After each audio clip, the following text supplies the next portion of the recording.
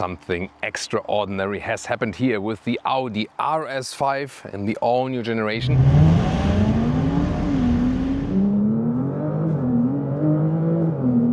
With the world premiere, we saw comments that people actually love the design. And that is very rare in today's car world, where a lot of manufacturers are launching vehicles which people don't like from design. Right, Ferrari? But here, obviously, Audi nailed it from design, but it's not only about the exterior. Here in our driving review today, interior, technology, launch control, racetrack driving, alpine pass road, and also how does it perform in normal city driving? And is here the new powertrain choice? Is it a good choice? Is it suitable for the racetrack? Or what is it suitable actually for? And how does it sound? Everything of that you need to know here with Thomas Nautical Fuel in 4K, full screen, full length. Let's go with the all-new RS5. Huge single frame grille in the front, high gloss black, and also huge openings. The Audi rings, they are somewhat three-dimensional. You can see here, you can actually grab them a little bit, and they are darkened out in here. I'm not quite sure about this transition here, because either I would put the rings in the grille or on the vehicle, but here they're kind of like in between. Not sure what you think about it. This is here progressive red, this very striking red vehicle, and also important here, the proper, real, old school RS badge in the grille. Audi fans desired to have that, and there you get it again. Then you have the darkened background matrix LED here. The lower part has either this design or in a special Audi Sport Pack it looks a little bit different then, so you can get both designs. Then we have here a length of 4.90 m, 193 inches. That's a little bit wider actually than the normal A5 model, and you can see you can get it here as the Avant, RS5 Avant, the estate model, but you can also get the, well, they call it sedan, it's right there in the background in green. This is the Sportback. I call it Sportback, they call it sedan. We also have it here in our overlay shots. The thing is that with the Audi renaming, this used to be the A4, and then there was the A5 Sportback, and now they merged both models, so to speak. So there's now an RS5 Avant and also an RS5 sedan, which is actually the Sportback. Does it make much sense? Honestly, no. But that's how it is now from the naming. Here you can see also like these additional parts here, everything really wide and strong. Then wheels 20 or 21 inch, these are the larger ones, 21 inch. Performance brakes, option you could also get ceramic brakes, and has this really strong stance, but without screaming out too much actually.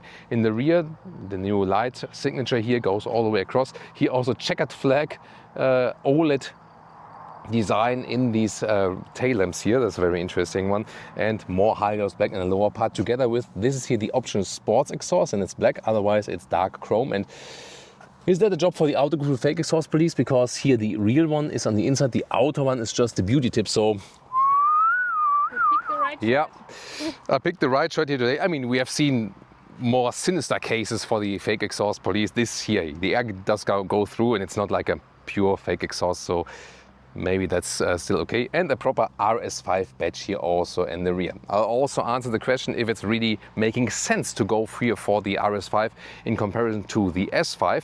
And for that we also have to talk about technology. And let's begin with the most interesting part. Here you get rear torque vectoring. There's an additional electric motor for that can send more power to the curved outer wheel when you are in the corner, but can also reduce it at the opposite side. And that's why you can push it into the corner and in a special RS torque mode. There you can even go into some drifts or play it a little bit more loose with that vehicle. That's very interesting. Here there's the fuel cap on that side, just to show you that, because this one here I have to unlock then actually. So there we go. That's always the case now. There we go. Leah was surprised now. Here is from freshly washed for you. So this is then the fuel cap. There we go. And this now getting us to the concept of the vehicle, because when Leah follows me around the other side, then you can actually see that there's this other large cap here, and there we have an AC box for 11 kilowatt AC charging. What's that about? Here, let's take a look under the hood. There we go. Because it is a plug-in hybrid concept, 2.9 liter V6, overall system output of 640 horsepower, 3.6 seconds, 0 to 100 kilometers an hour. We will test that for you very soon, even a little bit further. There we go. And the classic all-wheel drive distribution, luckily, is 40% in the front, 60% in the rear, up to 85% then in the rear. So you combine both worlds, so to speak. There's a 22 kilowatt-hour net battery. With that, you can also drive full electric, 80 kilometers, 50 miles. And it is definitely pro and con. And I think this will also be clear then in the driving parts. So pro is they can still offer performance cars here and comply with emission laws and so on, and this will only get even more stricter. You can also drive zero emission maybe around your neighborhood, and especially German RS5 drivers, or maybe even more so in other countries where plug-in hybrids are favored from the taxation. So that means when you have this one as a company car, self-employed, or also when you are in a company where you get a company car, you pay half the taxes per month on this vehicle because it's now a plug-in hybrid. That might be a financial benefit. And of course you get more horsepower and also a quicker acceleration.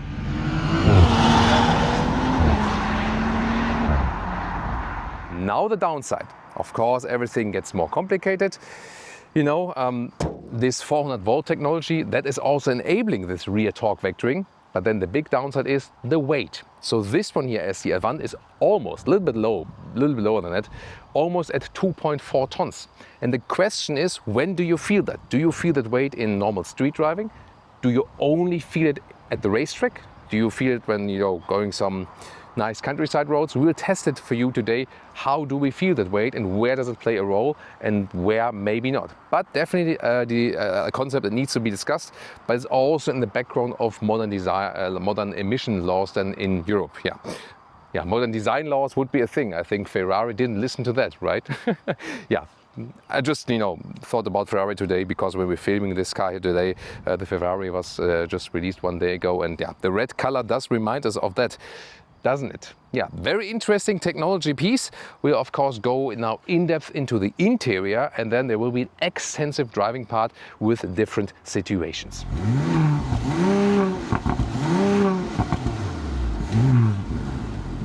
Let's now check out the interior. Two more interesting facts before that.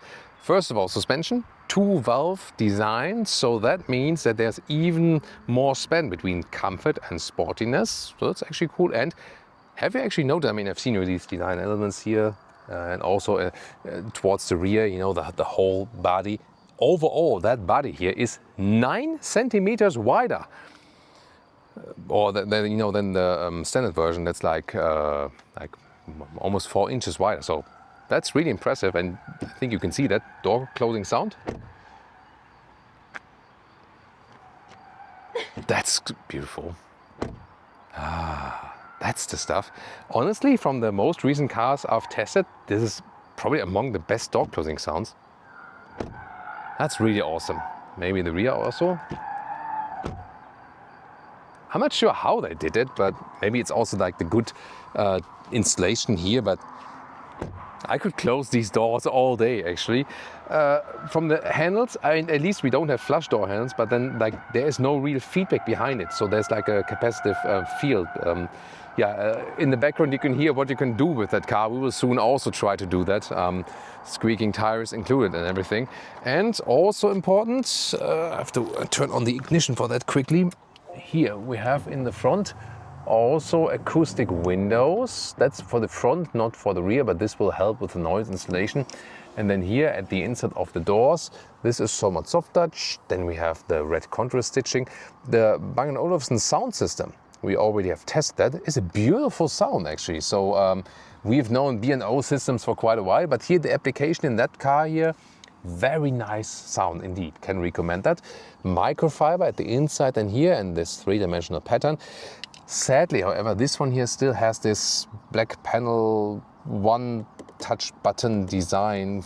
Yeah, they will put that away again. We've seen it recently in the all-new Audi Q9. So the next all-new Audi models that will be coming up will not have that anymore.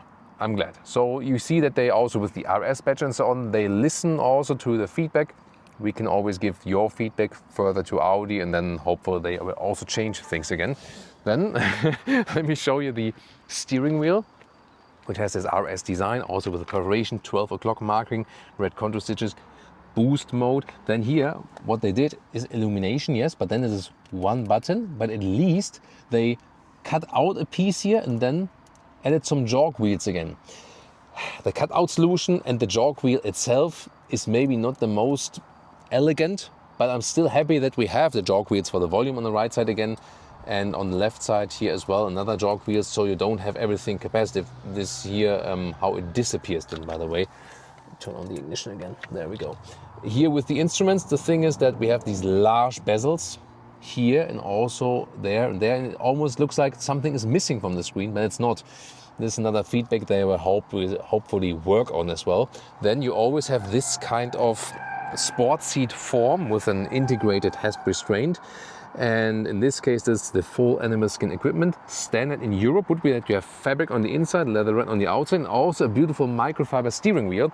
And I think that's basically a good idea. I also personally like fabric seats, but it's not the correct solution for the worldwide market, because in many markets, fabric is not conceived as premium. So what they would need is a high-grade non-animal skin, like a leatherette seat with a best quality, like BMW is offering, like Mercedes is offering, like Tesla is offering, like Renault, Kia, like everyone else is offering, even a premium high luxury segment often, but Audi is still just saying like, no, we don't do that. And yeah, I'm almost tired about talking about this to Audi, because they are the only manufacturer that just won't listen to that. And I think don't think that's good. It's not a modern 2026 approach. And then here, headroom with 1A9, 6'2". There's a lot of headroom left, and we also have here electric steering wheel control, in and out, up and down. Comfort-wise, by the way, these seats are fine. So even, you know, for as a tall person, you also find a good seating position, and you can also here make this lower part a little bit longer. Welcome to the cockpit of the RS5. In front, of course, the same for the Sportback and the Avant. You have a passenger display like this, where you can follow the route, for example, or do whatever if you like. Here you can see the design, no matter where you look, is always this 80s, 90s grayscale early computer design, and I wonder how that one got through. No idea. And if you want another interesting background, this is not RS5 specific. It counts for all the new Audi models with this system. Then you have to go into the shop and buy a theme for 10 to 40 euros. And why do I keep repeating that? Because it needs to go. Either you need to put some themes included and then maybe add 100 more for purchase, but can't be that you have to purchase a theme if you don't want grayscale. You know, I don't really get that. You pay more than 100,000 euros for this vehicle, and then you have to pay 10 euros or more extra. Everyone can afford that who buys this car, yes, but it's more about how to treat the customer, indeed. Then you have this typical new Audi black panel design, how all new Audi interiors look like. Together with Mercedes, they have the big black bezel problem, which customers criticize, so that would be next to fix it actually. And also this bar here is somewhere in the way of the climate unit. So here it's put very low, and then you have to, this is my finger, but this is the rest of my hand. And sometimes I wonder, like, what do I do with the rest of my hand here? You know, how am I supposed to press that? Do I have to look like this? Or once again, another thing where I don't understand, how did that get through ergonomics department, you know? So yeah, I don't really get that. By the way, here the animal skin seat is also available with seat ventilation, which is a good thing. Of course, I do favor seat ventilation in general for cars, but it's not very strong. We've been testing that throughout the day, and sometimes the ventilations are so strong that after a while you go from level 3 to 2. But here we went level 3 and it wasn't really enough. So the seat blowing, then the ventilation is not strong enough. Then actually, if it's available in your market, the fabric seat is a better idea to have better passive cooling, better passive comfort in that respect. But then again, Audi won't offer it in North America. Yeah, that's again the seating problem I mentioned earlier. And the main infotainment system, you can see it has this actually cool design here that you can, you know, swipe the car left and right. That's nice. Here, by the way, it says electrical system, low battery charge. What's the reason behind that? The 12-volt battery empties pretty quickly. So when we do these shootings here, have the lights on, infotainment on. We have, of course, electric consumers, but we've been here like maybe for an hour and the 12-volt battery is empty, although we've been driving like a mountain that was like, what was like 2,000 something meters or almost high. We drove it down all the time. I've also recuperated stuff into the high voltage battery again. Yeah, but obviously it doesn't get power from that 400 volt battery, I'm not sure, but definitely good information. Don't let systems run or the light run over a long time without the engine on. The 12 volt battery here seems to be draining very, very quickly. And that's why, against my will, I have to let the engine run then here in this case. So here you can select the different modes. Also, when you hit the RS button on the steering wheel, you go to RS individual, you can set your own things then, RS sport, and then it goes to balanced again. If you want to get RS torque rear, have to press OK, not used on public roads, because then the ESC is off. This is completely off, well, almost completely off. There will still be some brake interventions, they said.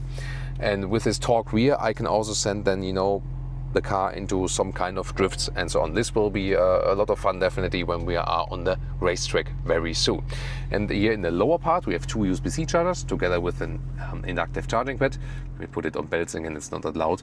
Here, physical volume knob right here. Great design of the cup holders. This is nicely done, 4-dot design and smooth and sticking the bottles tightly at the same time.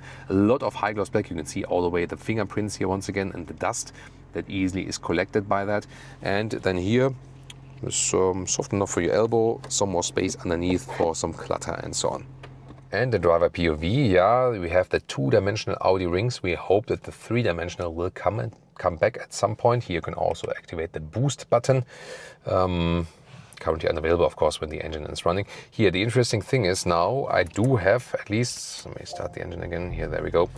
What I do have here is this central meter here again, but this is the power. It's not an RPM meter here. These are the RPMs then, there.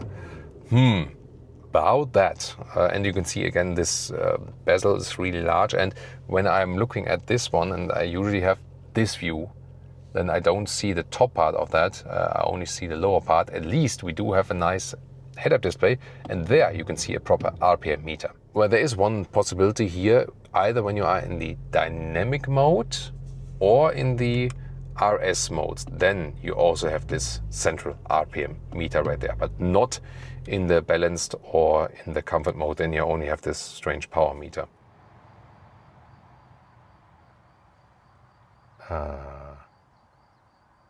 What was the length again? Do you remember? 4 meters 90 or 193 inches? It's not the RS3, it's the RS5, yeah. I mean, yes, I'm a tall guy, 189, 6'2", and that's why I also like to drive like legs a little bit stretched, steering wheel out, but not in an unnatural way. But this is hardly any legroom when someone tall is in the front. And of course, these RS sport seats, they are so voluminous, you know, that they also cause legroom. But astonishing how little legroom and little space you have here. This works still with the headroom. You either get a fixed roof or a glass roof. If you ask that, there's no carbon fiber roof available, by the way. Yeah, about that. But you have some nice 2 USB-C chargers here in the rear. Separate climate unit as well. Lower part, large middle tunnel, of course. Then ISOFIX outer with a nice cover here. There's a nice solution that you can slide them up actually, and then put this one down also with proper cup holders here, 3-dot design, so they didn't do any cost savings there. And this is also a ski hatch, for example. And also the inside of the doors. It's nicely covered on the top part, but you know, also a little bit softened up, conscious. And also then here's this microphone on the inside, and this 3D pattern we find it in the front, in the rear, and also in the new Bentley Continental GT, by the way, this exact pattern. Now to the trunk or the boot, and the thing is that these modern Avants, these modern estates, they get smaller and smaller on the inside, but larger and larger on the outside. So here we are only at 360 liters, which doesn't sound that large, honestly. Let's measure that. Here, this is very nice. This cover here automatically goes upward and downward. This one also fits underneath, no problem as for that. Then we have 1.40 meters in width. We have 1.40 meters at least in length. Here, a little bit more. underneath, no more storage. That's the only thing you got here, because the high voltage battery is underneath, so you lose a little bit then in height. Still, you have a height of here about 24 inches or 60 centimeters. And then to fold the seats, luckily we have a remote fold right there. Yeah, about that. So this of course needs, they're actually not that far in behind. So that's interesting. So my seat, as I would be driving, is normal position, you know. So you see, you have to put them forward first and then backward again a little bit. And here you have a length of 1.85 m or 73 inches. So I mean, it's still a one in a state trunk, but especially like the loss in height here, it's not too spacious. For most situations you'll still get along, however. And last but not least, here you have a step then here, you know, because of the high voltage battery here. Step from the trunk to the seats. Launch control.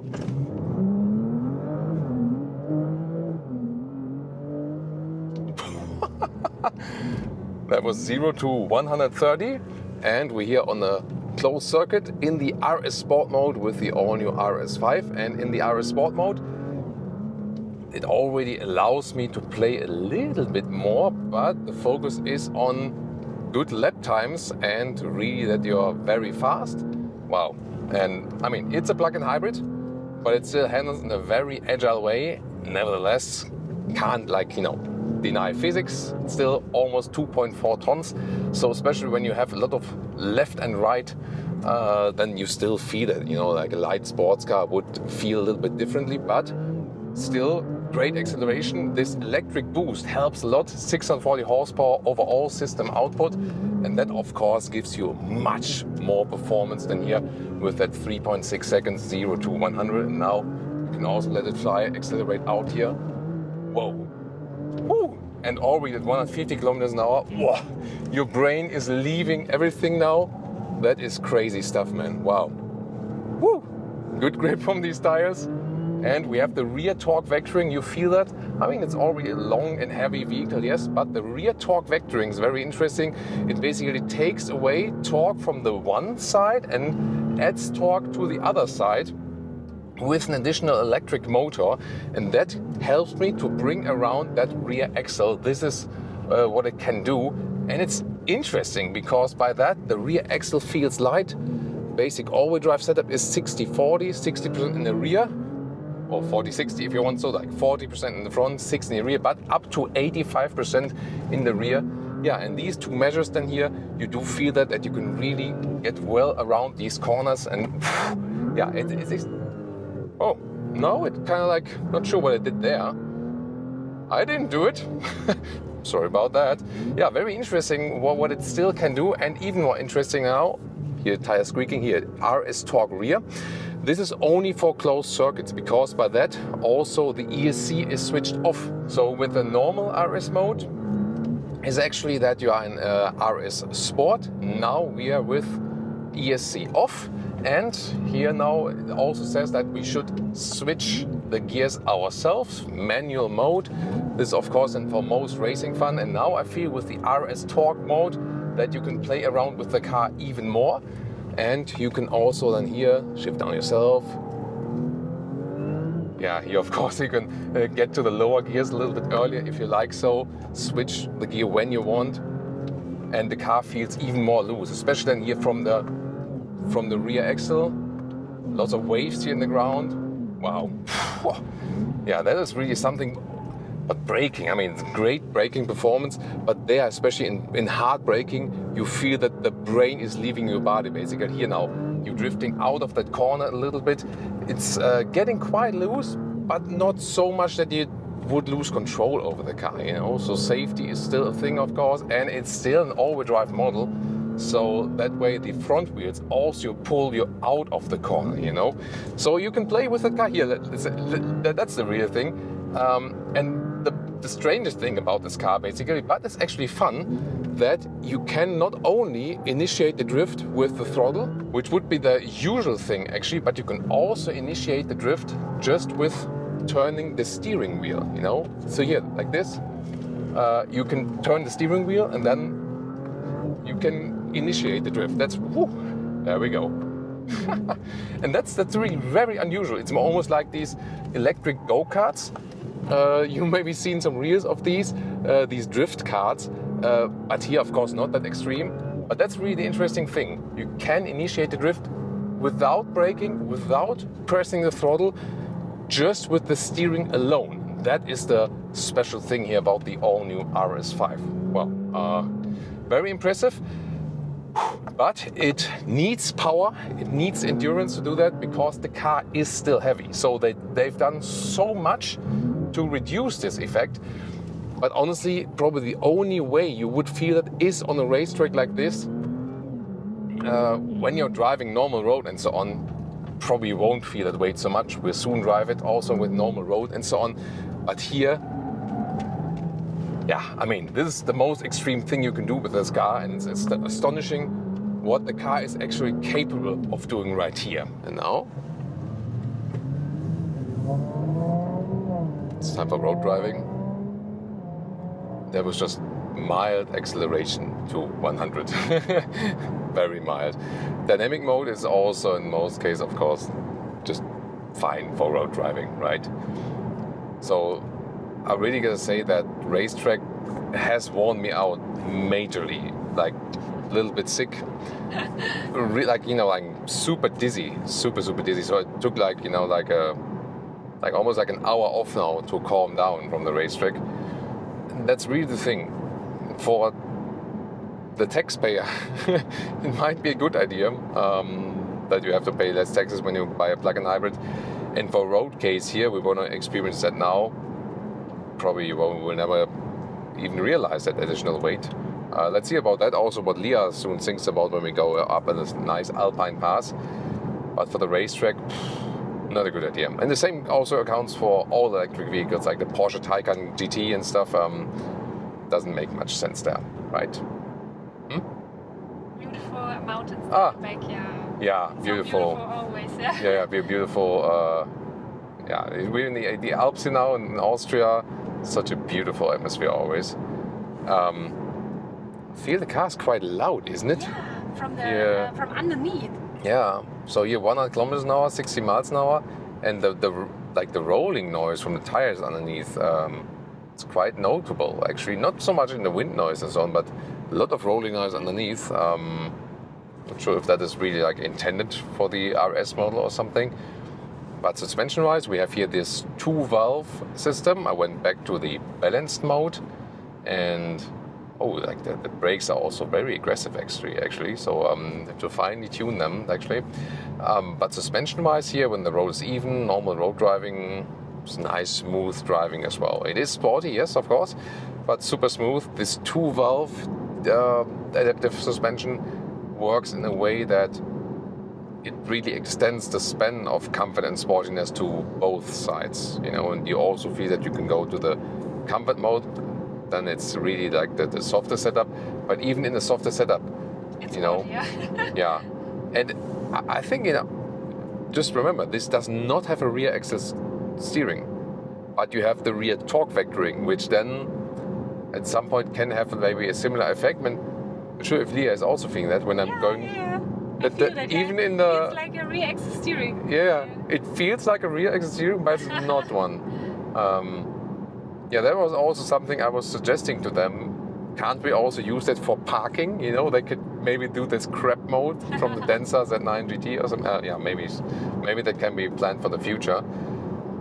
But here now, actually, the car plays out its advantages. It's a GT to me, you know, so it doesn't belong to the racetrack. It belongs here on a nice countryside road and soon also to an alpine pass. Let's see about that. Here the suspension is a good compromise of comfort and sportiness. That's also the thing with the RS models at Audi. They're usually more comfortable in the suspension setup than the respective BMW or the Mercedes AMG models, you know, so because they always set more on the tone, hey, you can still use this car in everyday driving life without losing comfort. You know, you don't have to necessarily go back to an S model only for that. And that is working very well. You know, also when the road is a little bit uneven is no problem. So that's what I love about this vehicle, that it's very balanced in the handling, you know. So you drive it here now, just cross also town, and you would not say, oh, that's so sporty, I'm losing comfort, I can't ride it. No, it could be any other model, and then when you hit the throttle, then it becomes the RS model. And there's always the thing, if you appreciate exactly that, or if you want exactly the opposite, if you also want to, like, you know, be thrown around bumpy side in every driving situation you have, you know. So it's definitely a matter of preference, but I think it's actually a nice approach right here. And saying the comfort mode can really calm you down, you know. So this car can, you know, boost you up, but it can also calm you down on the other hand. Check out the windows here. Is it lamination? Yeah. Yeah. It is. Yeah. It's not from the side or the wind, it's from underneath. Exactly. But maybe it's... Yeah. So we have laminated windows here. Did you have the race feeling, maybe? Maybe. What about the rear? No. No, yeah. So we have laminated windows in the front. That's fine. And I think the windows-wise, it's very silent here also at higher speeds. Here when the car is passing by. Yeah. Exactly. Yeah. So, but it's really just, you know, the noise that comes from underneath. Sometimes it's like in Porsche with the GTS models. It's even intended that they use less dampening to hear more from the road. Well, you definitely do here in the RS5. And I think that the most peculiar thing is that, whoa, these brakes are. They are definitely racer-like. Yeah, it's like really like an abrupt ending. It's interesting. So let's sneak into the roundabout here. There you also feel like a little bit of this electric boost then. Yeah, out of the roundabout. Yeah, you can directly get a sense of racing again. That's funny. But even more interested, how does it perform on the Alpine roads? And I knew that it was a better idea to leave Leah out of the racetrack because she would have been sick, definitely. But is it still a good handling when we go up Alpine Pass roads where it's sporty but not extreme, which is maybe the better use case then for this vehicle? And now some nice countryside roads here up to the Großglockner, famous mountain pass in Austria. And this is what the car's made for, you know. This is so cool. It has such a nice balanced feeling here now. This is really like the GT handling I'm expecting actually. And this feels even, we're now in this balanced mode, but even in the comfort mode, that's actually really fine. And you know, even here at like 100 kilometers an hour, 60 miles an hour. Yeah, that's so fun. It really handles like it has a rear axle steering without having one. That's really funny and so smooth in these corners, and even when the road is a little bit uneven, evening out very well from suspension. Nice here. Leah, fine or not so? Semi? Yeah. Oh, okay. Not, it's okay. But not well. Okay. So Leah's feeling well is on the okay status. Let's see when it gets a little bit tighter there. Of course, we won't be so like exaggerating it like on the racetrack. But at least for me as a driver, this is now the perfect case here. That you can really cruise these, these roads and so on. By the way, here at the moment, it shows me also this EV symbol. It actually drives also very well all electric. Some groundhogs, by the way, in the area here. And you can even accelerate here electric. And then at some point you feel like there's like a resistance in the throttle. And that kind of like says, okay, if you want even more, then you have to push it through, and then the combustion engine would be on. And you can, of course, always tune that with the driving modes. When you are like in the dynamic mode, for example, then it is directly on. You're also in that S-shifting mode, for example. Then when the next village here is passed, then you can also accelerate it out, which should be right now, I guess. Yeah, like now. What the? What was that? Okay. And I had this, maybe remember that racetrack part. We had like, once when I accelerated, I'm not sure if you saw it from the outside, there was once also the thing where, I'm not sure what they did there. But we had the same also when we did one acceleration, when it was fine, like in 9 out of 10 cases like it. But once also I was accelerating out, and then it did the same. I almost like the car was like not finding the right gear or something. That's crazy. I mean, that was like really when I was pushing all the way out. But what was that? But I mean, it couldn't be traction loss. I mean, it's a perfectly dry road, and I have an all-wheel drive. You know, let's try again and see. It was really like with the pin down. Let's see. Yeah, that was beautiful acceleration now to 100. But what was it before? I'm not sure what it was, but it wasn't like a single thing. And also, this is a different car than we had on the race. No, like it's not the same car, and it's also an Audi RS5. But you know, like Same, but different. yeah, because of the tires, they used one for the racetrack and one here then for the road. Yeah, but so you see, that was not like on the one, because sometimes we experience some things with early built cars that are like we on one car. Yeah, but obviously it's also happening with other cars. Not sure what that is about. Yeah, well, we'll also have some talks with the Audi engineers about that, but it seems to be at least not a single issue, that sometimes the car is, I'm not sure what that actually was. Maybe you have an idea, maybe not sure of the gear to select, I don't know. Yeah, but that's definitely a strange thing to experience. Yeah, here in the dynamic mode, suspension here is a little bit stiffer than again, and this is once again a very nice use case here, because this all leads up to this mountain here. Yeah, sometimes I gotta be extra careful, of course. Again. What is that? I mean, I was just like slightly on the throttle, and it goes like. Okay, now I'm a seal. But I mean, seriously, what is that? That's really strange, isn't it? It was like really when I like let go, and then. Now it's fine. Now it's fine. And we are in the dynamic mode. Yeah. Sometimes it's the comfort mode, maybe, I don't know. But no, it was in dynamic mode before. Like, and on the racetrack wasn't in the RS mode. Let's see, or maybe when on the brakes first. Fine. Now it's fine. I don't know. So you can't really like repeat it or like provoke it intentionally, but that's a strange thing. Or maybe when I'm like in, I don't know. I can't like exactly replicate when it does that, but sometimes it just does it. Well, that's a strange one. Caution. And I think Leah also doesn't feel that good. No, she doesn't. No, she doesn't. So, yeah, obviously the thing with the racetrack and the weight, for the driver on the racetrack, yeah, but for the passenger, it's probably already here, like when you're on, you know, some sporty roads and like in this mid-speed area. So we are always most authentic for you. That's why we always leave everything in the video what actually happens. But we also are fair, and that's why we also give the manufacturers time to respond.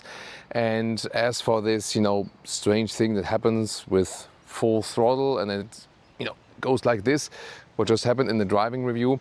So Audi actually says that this will be fixed with a software update. It's, you know, has something to do with the gear selection indeed, and that customers, when they order the car, will not experience that. So yeah, we have to take this word then for now, and if we can test it maybe again at a later stage, we can confirm this then or not, just to give you the best transparency about this very issue. I think it's very important that they fix it very soon, because it can be kind of tricky, you know, especially when you want to overtake and so on, and then it suddenly stops. But let's hope that it will be then fixed for the customer. And this is here the Sportback or sedan, how they call it. This is also with the Audi Sport package. Then you have a different graphic in the lower front here, and this is also especially with this, with a special carbon fiber package as well.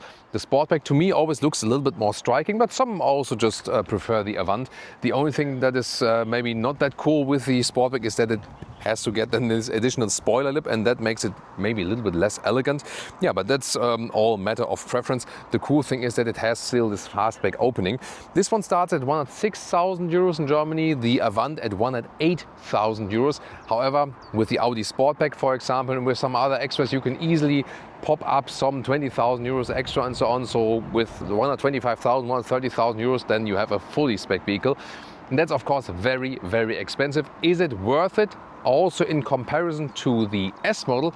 Honestly, I have to say no. You'll be happier probably to have the money spent on the S model, because then you save money, already get enough performance. And here we had, on the one hand, a lot of fun, yes, but it's also very high in the weight, and if you expect a very sporty car, you would probably expect less weight. On street driving, you rather do not feel it that much. On racetrack driving, you do feel that very much, I feel, especially after a couple of rounds. However, then the question is how much or how often would you use it on the racetrack? Rather not that often, honestly. So yeah, that's always the question of what do you use that car for. For taxation benefits and for like emissions thing, that's maybe a good thing with the plug-in hybrid. Other than that, if you look at the price or maybe the leasing rates, you'll be also just fine with the S model, honestly. What do you think about it? Tell us in the comments and check out some competitors.